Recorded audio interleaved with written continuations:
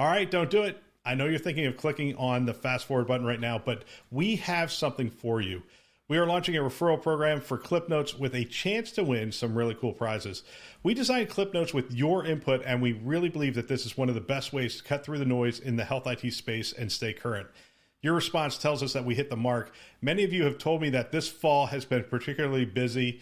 Budgets have come through. There are priorities to catch up on from the peak COVID months. And of course, there are new priorities which make keeping up with things that much harder.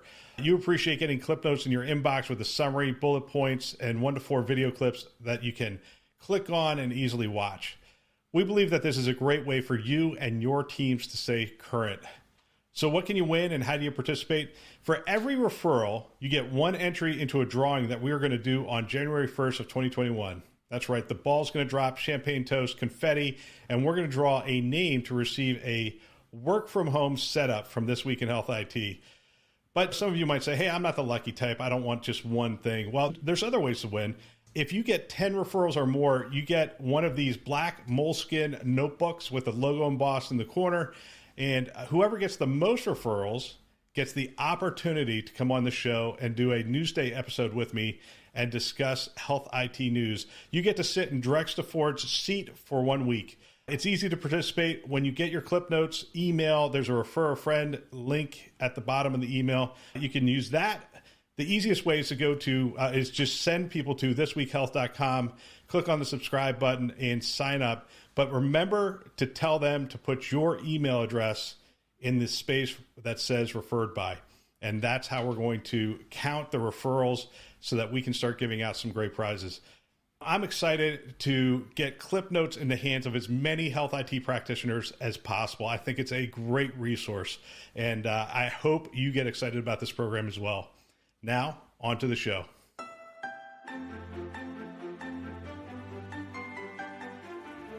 Welcome to This Week in Health IT, where we amplify great thinking to propel healthcare forward. My name is Bill Russell, former healthcare CIO coach, consultant, and creator of This Week in Health IT, a set of podcasts, videos, and collaboration events dedicated to developing the next generation of health leaders. I want to thank Sirius Healthcare for supporting the mission of our show to develop the next generation of health leaders. Their weekly support of the show this year has allowed us to expand our offerings and develop new services for the community. Special thanks again to Sirius Healthcare. We, from time to time, I'm out on the internet. I, do a lot of reading. I came across these insight papers from the Providence Digital Innovation Group, and it's just some great content. So I decided to reach out, and I brought in Matt Cohlmia, who was one of the authors of the papers, to discuss it. And I think it's a great episode, and I hope you enjoy. All right, today we're joined by Matt Cohlmia, the Digital Strategy Executive Director for Providence Digital Innovation Group. Welcome to the show, Matt. Thanks, Bill. Great to be here. Well, I'm excited to have this conversation. You guys have produced some great content for the industry, but let's start with the basics. Providence Digital Innovation Group. What is it that you guys do? Absolutely. So the Providence Digital Innovation Group, we call it DIG internally, so I'll probably say DIG throughout this. Our role is really to ensure that the patients of Providence have a great digital experience with their care. Providence is one of the largest health systems in the country. We have 50 some hospitals up and down the West Coast. And DIG is the sort of enterprise-wide consumer digital strategy and deployment group. We have within that a ventures team, a marketing team, and then the sort of core digital team, which is strategy, product, and engineering. So we actually, in addition to sort of partnering with companies and piloting companies and investing in companies, we can build and spin out companies as well. So all of that sort of wrapped into one sort of group helps Providence be best in class with digital experience. So part of that is you generated a digital insight series. What was the genesis for the digital insight series? Yeah, there's kind of two parts of that. So one is, why do we do the work in the first place? And the other is, why do we publish it and share it? So for the first part, as I mentioned, our goal is to drive best-in-class patient digital experience. And we spend a lot of our time thinking about who the big disruptors are and what the big changes are. And so we're tracking Amazon and Optum and 98.6, and we're tracking how AI or RPM or virtual care are changing in the markets and trying to stay up to date. And then COVID comes along. And we talk about big disruptors. COVID's the biggest disruptor healthcare seen in decades, maybe ever.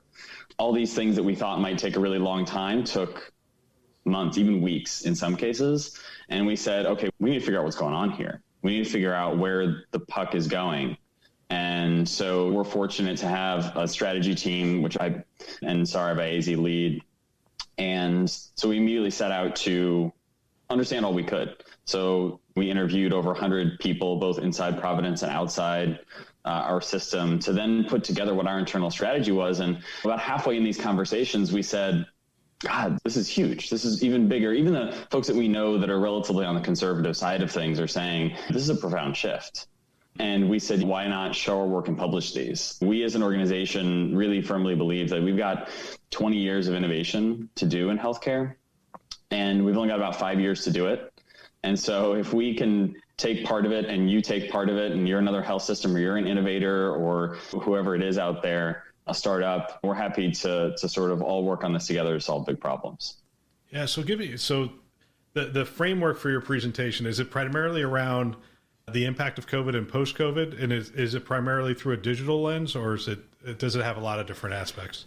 Yeah, we are fundamentally like a digital strategy group. So we're certainly biased in that direction. And when we looked for what we thought were going to be the big movers, that was where a lot of it came, but certainly not all digital here. And we've got whole reports on workforce flexibility that have a lot of implications for the way that people do their day-to-day work, which may or may not have anything to do with digital. We have a couple reports on industry consolidation, which certainly some of those are digital, but a lot of it's just about how we deliver care more broadly. So there's more in the report with certainly a bias towards some digital solutions. Yeah, I love the graphic that you guys put out, and it's in most of the documents that you have the event, which is COVID.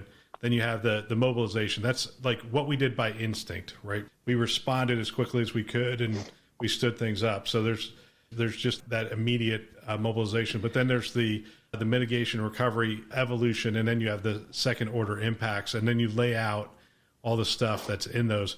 But you guys, man, this is a lot of work, and these are great documents. As I was telling you earlier, the only one I haven't read is the behavioral health one, because I think it just dropped this week. But it's a good one. Yeah, there's a lot of reports here. So journey towards the next normal, recovery, resuming operation and care delivery, mitigation, managing trust and safety, evolution, business model movement toward value, distributed care and digital health, industry consolidation, which is an interesting topic, new workforce and facility models, extended supply chain models. You guys, vulnerable people and under-resourced communities. And then obviously there's going to be a conclusion summary as well. Writing that one now. That's an amazing set of topics. So when you were out there doing those interviews, did you have these ideas in mind, or did the interviews sort of just reveal the key topics that you wanted to cover? No, the interviews really revealed the topics. I mean, like I said, we started going to try to answer, it wasn't a simple question, but answer a question for ourselves. And even for a team that spends a lot of time thinking about disruption, we'd be in a conversation with somebody and we're like, oh my God, I didn't even think about that impact, which is core to your world that now we're thinking about around how our facilities need to be different in the future or things like that. And we kind of thought of it in a couple different stages. So first, it's what you said, just like, what do we have to do? And within that, there's two things. One is obviously just caring for our communities. And we've got some work on mobilization and mitigation, but like, it's not just about COVID care. And that COVID care was huge. And Providence had one of the first confirmed cases in the country. But we're talking about people who don't feel safe, people who need access to care and don't know how to get it when they can't go in person, people who are suddenly isolated, people who may not have the same access to their medications, maybe they've lost their insurance. So all of our populations, and we have a report specifically about vulnerable populations, but really everyone in this time is pretty vulnerable. So how does our system make sure that we can provide care safely and meet patients where they are? But then secondly, and this was obviously a big topic of conversation with the CARES Act and a lot of other policy going on, how do health systems stay viable? We had to recover our business pretty quickly, just like a lot of health systems did. The long-term impact is going to be pretty significant, but there were a lot of movements that we could take in the short term that we thought could help us stabilize the work and make sure that we could deliver at scale safely. And then so that was the first part, which is what do we have to do? And then the second part, which is in that sort of second order impacts and outcomes column or segment, is where are we going? And the more that we dug, the more we had to split reports into two. And industry consolidation, one you mentioned, actually became two separate reports because we just couldn't fit it all into one tidy document. So it grew pretty organically, but I think what we came out with is something that we're really excited about. I think people want me to ask questions on all of these, but we're just going to touch on them, and hopefully people will go out and download the reports, and you can give us the URL towards the end of the show. But so let's touch on a few of these. What kind of things are we looking at in a recovery phase from COVID? What things were you finding? Yeah, I mean, for most health systems, what COVID revealed was sort of a fundamental disconnect or a fundamental error even in the way that healthcare is paid for. It revealed that without elective surgeries, we're all dead in the water, right? And people in healthcare have known this for a long time, right? That we have the incentives that are aligned around certain kinds of surgical episodes of care, and that can be more aligned around sort of health more broadly. So in the immediate recovery phase, health systems across the country were saying, okay, how do we get elective surgeries back up and running? How do we make sure that we get people tests? How do we make sure we ship the equipment that we need home to them? We actually I've got it here.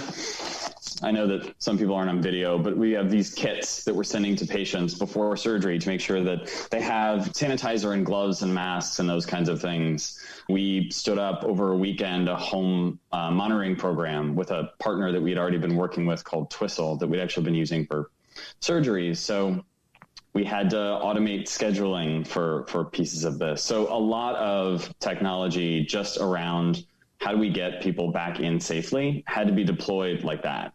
And I think that one of the things that we feel fortunate to have had is a team that was really focused on digital before COVID hit, because we weren't going around searching for partners to help stand up a home monitoring program. We knew some folks in our portfolio that we were ready to work with, that we had worked with before, that we could partner with to move really quickly. So there was a lot of tech, a lot of people stood up quickly. I know that we scaled Zoom to tens of thousands of providers, or was it about 10,000 providers really quickly. So a lot of that work had to be done just sort of immediately. I think now we're starting to see in sort of the post-emergency lull, not that it's still not an emergency in many ways, some people saying, oh, this workflow isn't great for me. Or, oh, this part of the process is something I hadn't gotten into yet. So we're sort of through some of the emergency response recovery piece, but we still got a long way to go for the real recovery. It's one of the things you identified in your report was this, and when you talked about it a little bit here, was consumer fear, right? So there's consumer fear about coming back into the hospital, consumer fear, and we had to get past that. And yes, we can look at remote patient monitoring and those kind of things, but consumer fear is an interesting thing, especially as we get closer and closer. We don't know what the day is, but we get closer and closer to that vaccine. What are some of the things around patient behavior, consumer behavior that you're noticing and that you've addressed in the reports? Yeah, one of the things is simply that getting patients and providers to switch to virtual has been largely a success. I mean, the safest way to deliver a visit that doesn't need to be in person is to not be in person, right? And so making sure that patients feel like they have access to their care teams without needing to physically show up is huge. But across the industry, we've also seen things like contactless waiting rooms and digital patient registration and all sorts of ways to just remove a little extra touch and a little extra moment of fear in the process. It's gone a long way, but we still have a long way to go. So as you step back now, so if I were in Seattle and I'm a Providence patient, how is my experience fundamentally different today? Let's assume I have a surgery coming up. I'm going to do a knee replacement or something to that effect. How is my experience going to be fundamentally different than it was pre-COVID? Yeah. So, one example that's just comes to mind immediately is that for the most part, a lot of our consults and the pre-op visits are now just done virtually. We have a pre-op video, so you can take the pre-op class without showing up in person. You'll have a consult with your surgeon via video. You'll get shipped, and this isn't in all cases, we're sort of a fragmented system, but you'll get shipped a pre-op kit that has some supplies in it so that you can make sure that you feel safe. And some of those supplies are ones that are for your day of surgery. And some of those are ones that like you would have had to go to the store and buy, and now you just don't have to. So adding in another layer of being contactless. We have a patient engagement platform I mentioned earlier called Twistle that helps engage a patient digitally through their episode of care so they get all their pre-op instructions when they need it at the right time and with the right sort of level of engagement. Same with post-op. We've seen that having that kind of engagement allows us to discharge people from the hospital sooner. So length of stay is shorter, reducing infection risk, readmission rates are lower. And so that reduces the risk of folks coming back. So it's really about creating that sort of surgical concierge level service from the minute they engage with us all the way through. And the easiest way to do that, whether we're talking about during COVID or non-COVID, for many patients is going to be digital to ease their way. Yeah. Well, I notice you're still working from home, but the mitigation aspect of your reports talks about getting people back to work and keeping them safe in the process. What are some of the technology opportunities in doing that? It's really interesting. One of the things that mitigation report predicted was that we wouldn't find really good and successful contact tracing, and that we wouldn't kind of see sort of widespread adoption of enough things to make for office workers like us the ability to go back in to make a ton of sense. So there's certainly some technology around rapid testing. I know that they've just started with the $5, and I'm not sure how many minute tests it is, but there's certainly some opportunities to do temperature checks and screening and things like that. But I think, if anything, what we've seen more is that the technology of working from home for those who are able to has caught up much faster than maybe some people expected. And I think now a lot of offices you see are saying, you know what, maybe we don't need to go back in the office at all. If I can save myself on the real estate and equip somebody better in their home, maybe that's a better way to do it. Maybe I get access to a broader talent pool. So some of the technology specifically around mitigation hasn't come along as fast as some expected. But I think that some of the other broader thought reconsiderations of what does it mean to be productive, be effective, be a happy and healthy employee are, I think, active in most workplaces now. Yeah, you throw out some, and there's so many directions to go with this. Actually, let's talk a little bit about industry consolidation. Then I'll go to the questions that you threw out. So, industry consolidation in the first half of this year slowed down to a snail's pace. It's actually been, people are asking, does this represent a trend? We went through COVID. So anyone who was talking about mergers and acquisitions, the balance sheets were pummeled during that time. So even if you were talking about it in the process, all the financials got upset during that time frame. It's almost like people took a breath and said, yeah, not now. Let's regroup and figure it out. What kind of things did you guys find as you looked at that? Yeah, I think so. A lot of folks paused on their industry consolidation efforts just because it was a crisis and it was an emergency. I don't think that for most of those organizations, the long-term fundamentals changed as much. What changed in the moment was, number one, it's a crisis, so let's make sure that everything is okay first. But number two, all of a sudden we saw a huge shift in cash from, providers who were really hurting to payers who have never had profits like this. I mean, record profits kind of across the board. And this goes back to earlier conversation around how COVID exposed some sort of fundamental challenges within the business model. We have a report on business model evolution that covers this more deeply, but we think that this really puts a spotlight on the need to move to value-based care. So in the interim, I think it changes from a consolidation standpoint, who can be acquired and who does the acquiring a little bit. Certainly more health systems and hospitals and provider assets are going to be distressed. Certainly more payers are going to have more cash on hand. But a lot of the deals that you're seeing, the biggest one is the Teladoc and Livongo deal, are really about saying, hey, those who have all of a sudden seen their fortunes as a business become more optimistic, how do we together design what this future might look like? One of the things that we've seen already is that straight telehealth, straight virtual, straight video visit technology is going to quickly become a commodity. And then it'll be a matter of who offers the best platform, the best full end-to-end care experience coming out the other side of this, which I think speaks to some of the Teladoc work, some of the Amwell work. It's accelerated a lot of those things. Yeah. Do you think value-based care, so going in the direction of value-based care from a provider standpoint, do you think we'll see a lot of partnerships there, or do you think we'll see an evolution to, or a re-evolution going back to health systems trying to become payers? Given that, I mean, the stark contrast between what happened to payers and what happened to providers during COVID. Mm-hmm. This is a $1 million question, and one that we asked 100 people and got 100 different answers. I think it'll depend market by market. I think some of what it depends on, which I think is new, is we've seen a lot of big tech getting into the insurance space. Walmart recently getting into the insurance space is really interesting. Google making some moves potentially in the insurance space. So who becomes a payer and who owns that sort of first dollar, I think will evolve really quickly.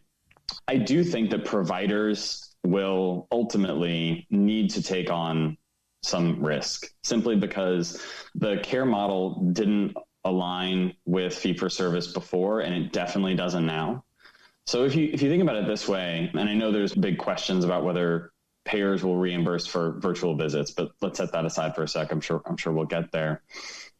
If all you're doing is if you're a provider and all you're doing is swapping one in-person visit for a virtual visit, you're not gaining the benefits of virtual care, right? What health systems need to be moving towards is a system which is, by the way, much better for patients, but instead of having 5 in-person visits, maybe you have 1 in-person visit and 2 virtual visits, and then 20 tiny little digitally enabled touch points to help manage a patient's care throughout an episode or throughout their sort of chronic care condition or whatever it is. So in order to make that model work, unless payers are going to shift pretty dramatically, which they haven't historically shown the eagerness to do, providers need to take on risks to be able to enable something like that. So whether it's through a partnership or through becoming payers, it's a direction that we're really going to have to go to capitalize what we're now seeing in virtual.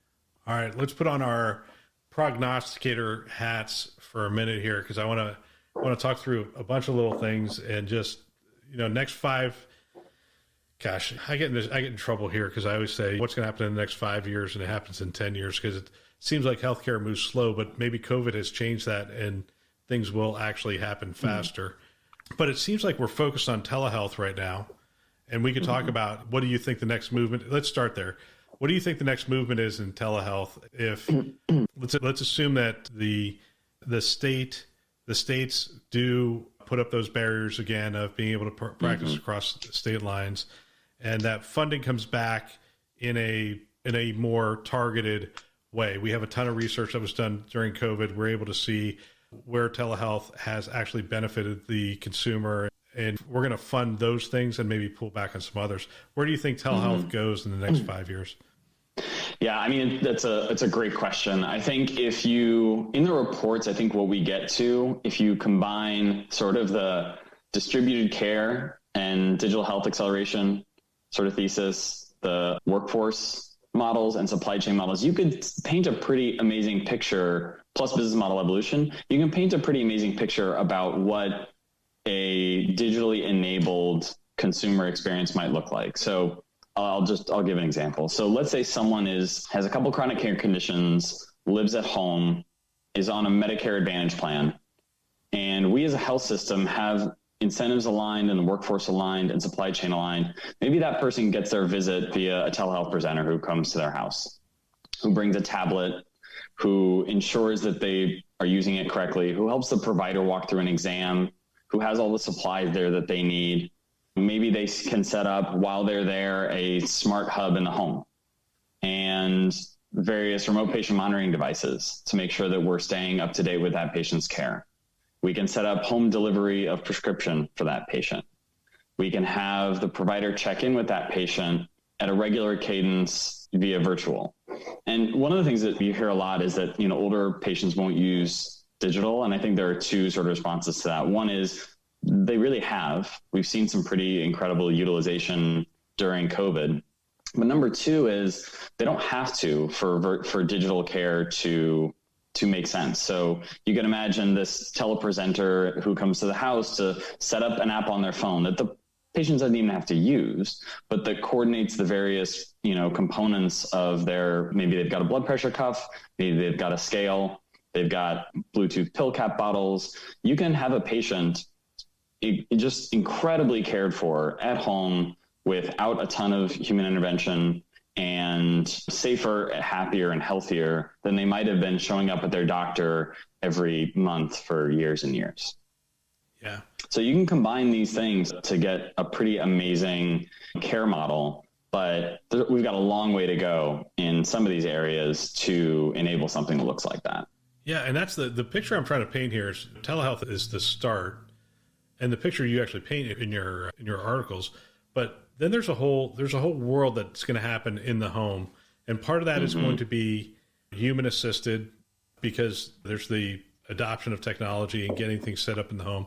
There's going to be active monitors and passive monitors that are going, actually that would be the next question I would ask is, where do you think how far along are we in the remote monitoring stages, and where do you expect that to be in 5 years? I hope we're a lot farther along. I mean, we've had remote patient monitoring tools for some time. Hospital at home has been a thing for decades, but it's never really caught on outside of sort of capitated systems, and even within some capitated systems. I think for a few reasons. One is the reimbursement hasn't been there. But two, I think that there's a hump to get over of, if the scale is not large enough, the devices can't be cheap enough, and the platforms won't be developed enough, and the investment dollars kind of may not follow.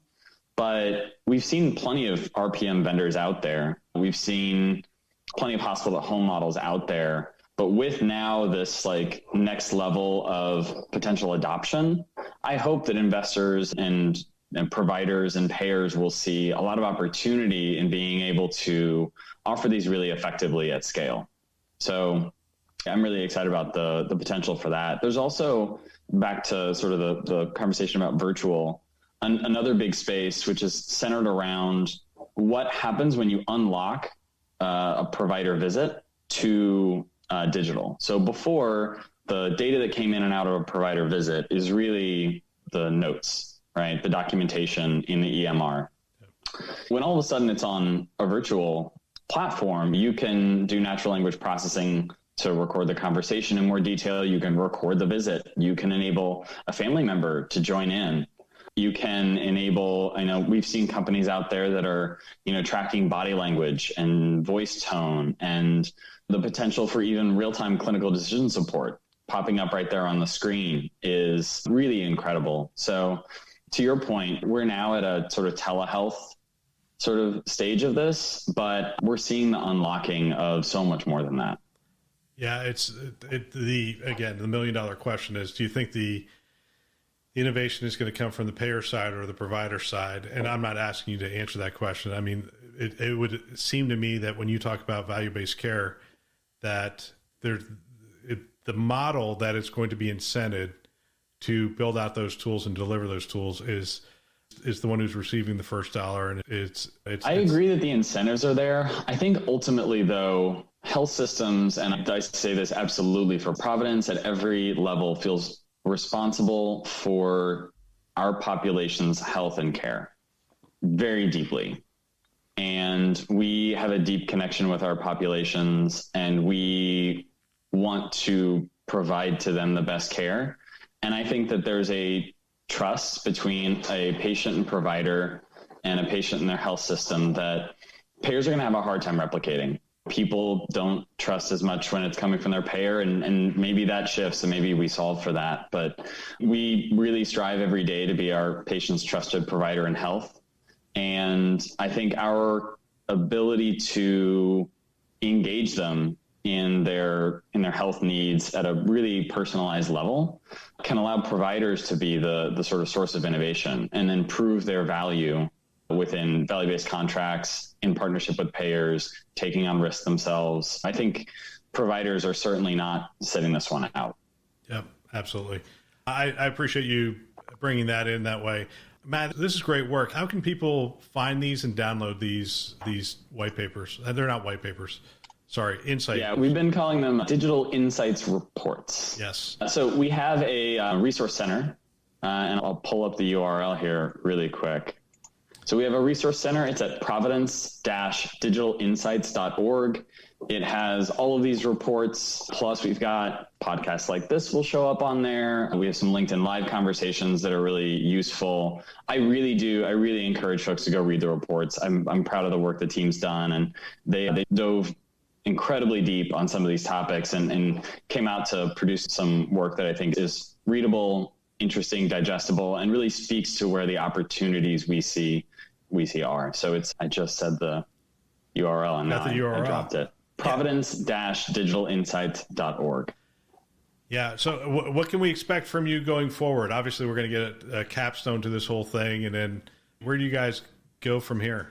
Yeah, absolutely. So I'm writing a capstone right now. It's on my other screen, but we're going to do some follow-ups to these reports later on in the year and into next year, providing some updates on what we've seen, some deep dives on topics that have emerged, especially from conversations like this. So we really want these reports to be a conversation. And so we'd love to hear from folks who read them, who liked them, who hated them, who agree, who disagree. All that's going into sort of how we come back and revisit these topics later. Fantastic. Matt, thanks for your time. I really appreciate it. Bill, this was great. Thanks so much. That's all for this week. Don't forget to sign up for Clip Notes, send an email, hit the website. We want to make you and your system more productive. Special thanks to our channel sponsors, VMware, Starbridge Advisors, Galen Healthcare, Health Lyrics, Sirius Healthcare, Pro Talent Advisors, Health Next, and McAfee for choosing to invest in developing the next generation of health leaders. This show is a production of This Week in Health IT. For more great content, check out the website. But also check out our YouTube channel. Continue to make adjustments there. Thanks for your feedback on that, and we hope to make that a great resource for you. If you want to support the show, best way to do that, share it with a peer. Participate in the Clip Notes referral program. That's another great way to do it. Please check back every Monday. No, I'm sorry, not Monday. Tuesday, Wednesday, and Friday as we continue to drop shows. Thanks for listening. That's all for now.